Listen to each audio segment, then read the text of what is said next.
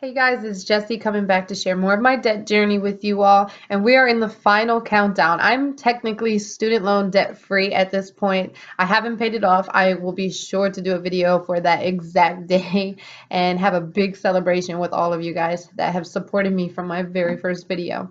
But as of right now, what I did was a balance transfer. So this is different than refinancing your student loans. Refinancing is when you're going through another company and they basically it's kind of the same thing. They pay off your student loan and then you owe them and they will refinance it usually at a better rate if you go through Sophie or something like that. That's usually the benefit of refinancing. However, what I did was a balance transfer. So it's more like putting the whole balance on a credit card. It's not really refinancing. And the reason I did that, it sounds crazy, but I kind of my wheels started turning because now that I was getting down to the last couple of $1,000s, the interest really started bothering me.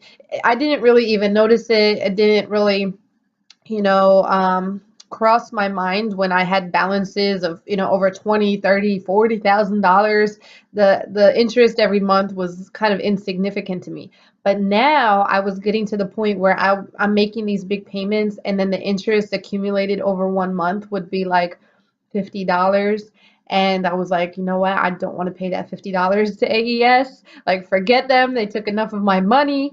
And it's such a small amount for me that I know with the balance transfer, I will be able to pay it off within plenty of time while they have the 0% intro rate. So you want to do your research if you're going to do this, which it's not for everyone. So it can be really good, but also it's not for everyone. And I'll get into more of that in a bit. But if you're going to do a balance transfer with your student loan, there's a couple of tips of how I did it. So one is to look for no transfer fee. So I was doing a lot of research online once I got this idea in my head, I want to pay 0% interest. How can I do that? So I thought, 0% credit cards. I'm always seeing, stuff in the mail that comes to me that says, transfer your balance, 0%, blah, blah, blah. So I looked into it and I was looking for $0 transfer fees and a 0% rate.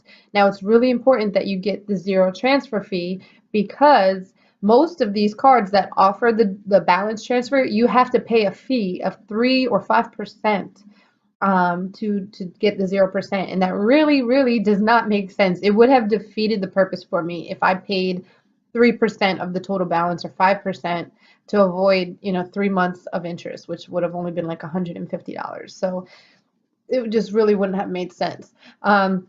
So I did find the $0 fee and then also the 0% term. So that's really important. For me, I know that I'm going to be paying this off in the next 3 months, so I wasn't too concerned about getting a longer term. But if you're not able to pay, big chunks every month, if you're only putting an extra, 50 or a couple $100s towards your loan, you might want to look for, 18 or even 24 months of 0%.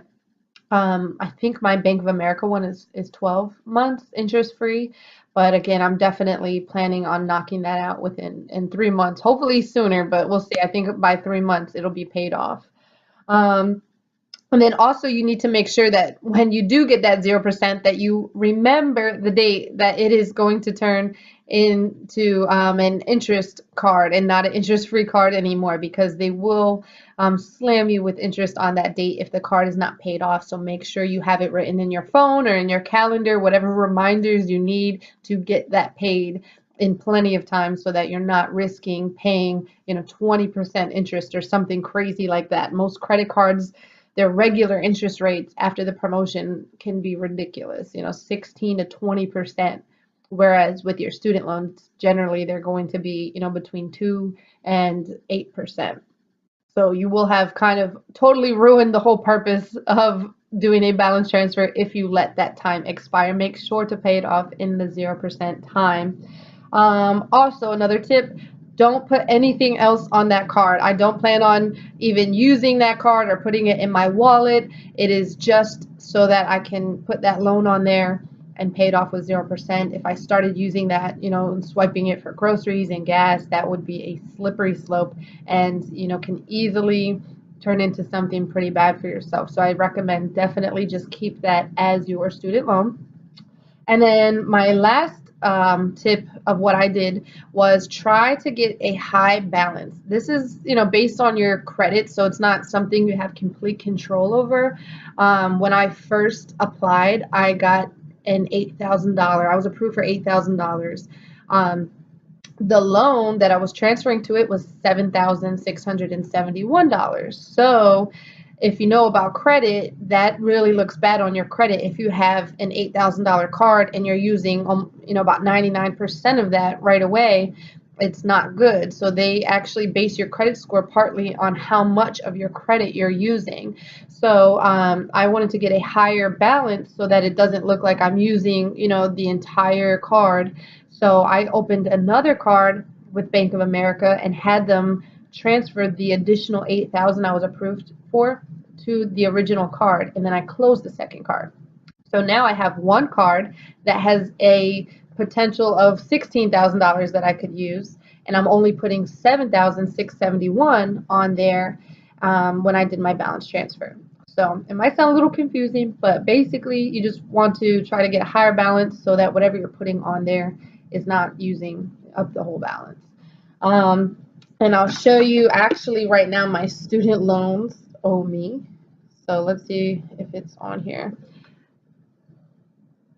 So you can see the payment the bank paid American Education Services on last Friday, $7,671. That was actually a little bit, yes, I need more time. That was actually a little bit more than what I needed. If you see there, the balance is $134. It's in parentheses because they owe me. So they actually owe me $134 because that check kind of overpaid it.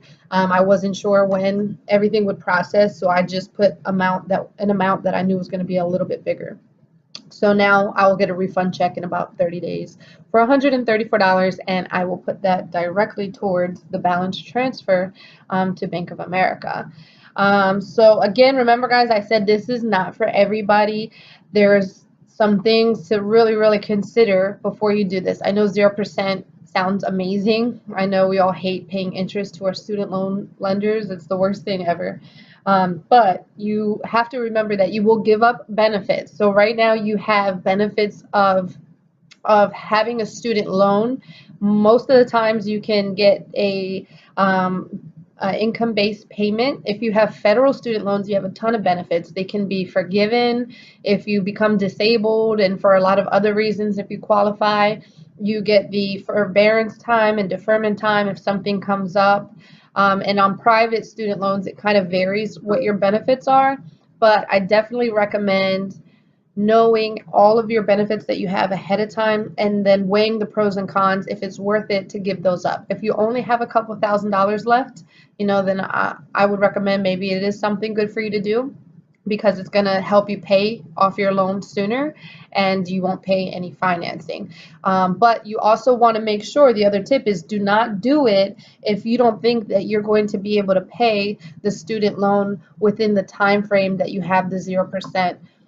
If it's even close to being a maybe, I would say don't do it, because as soon as that 0% promotion ends, you will be slammed with double or triple the interest that you were paying on your student loan. So make sure that you have, without a doubt, a plan to be able to pay that well within the time period that they're giving the 0%. And I think that was really it. So if you're looking to do a 0% balance transfer, I recommend Bank of America. There's not a ton of cards that I found that really fit the criteria of a $0 balance transfer, a 0% rate for 12 months, and that would accept student loans as a balance transfer. So those are three things that you have to look for. I don't know if there was any other cards that qualified. I just kind of went with the first one that I saw that did have all those things that I was looking for. So hope this video helped, guys. If you liked it, give it a thumbs up. Give some comments below if you have any questions, and make sure that you subscribe to continue getting my updates and hear more about my debt journey. Soon I will be paying it off, and I can't wait to share that moment with all of you guys. Thanks again.